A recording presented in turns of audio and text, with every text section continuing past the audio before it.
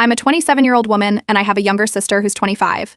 Growing up, we were close, but there was always this weird edge to our relationship, a mix of love and constant, low-key competition. She's always been the quirky one in the family, and I've been the responsible one. That dynamic bled into everything we did, even our family's over-the-top birthday traditions. Let me explain, in our house, birthdays were a big deal. Everyone went all out with gifts, thoughtful, extravagant, you name it. It was almost like an unspoken contest to see who could give the most impressive present. Except for my sister. Her gifts to me were always underwhelming. And not in a she's struggling financially kind of way. They were more like the kind of thing you'd grab from a dollar store clearance bin 5 minutes before the party started.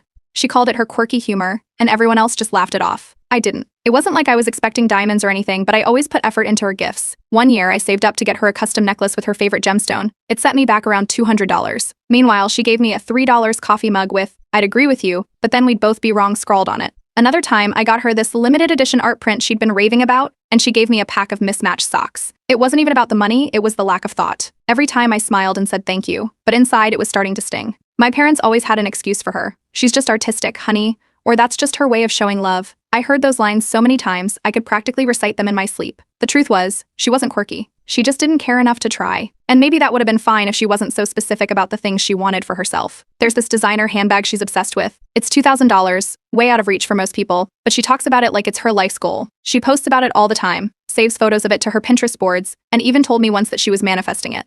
She'd say she was saving up for it, but then she'd blow her money on other stuff, concert tickets, new clothes, and gadgets she didn't need. It was like this weird running joke in our family. Oh, that's the bag she'll never buy. This year, things changed for me. I got a huge bonus at work, a reward for months of late nights and stress. For the first time in a long time, I had money to splurge, so I decided to treat myself. I went to the mall, wandered into the fancy stores I usually avoided, and there it was, her bag. The same one she's been dreaming about. I wasn't even planning to buy it, but something about it felt right, like a way to celebrate my hard work and finally put myself first. So I bought it. It was an impulsive decision, but the moment I walked out with that bag, I felt this weird mix of triumph and guilt. I kept telling myself it wasn't about her. I didn't buy it to spite her. I bought it because I wanted it.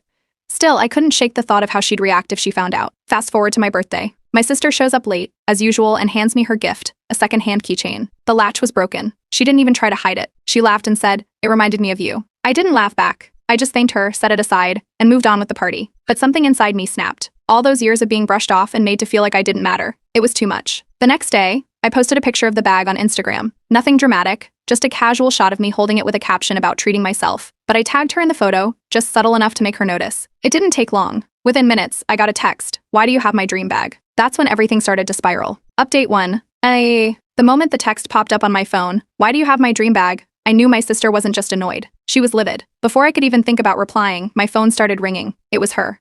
I picked up, and she didn't even give me time to say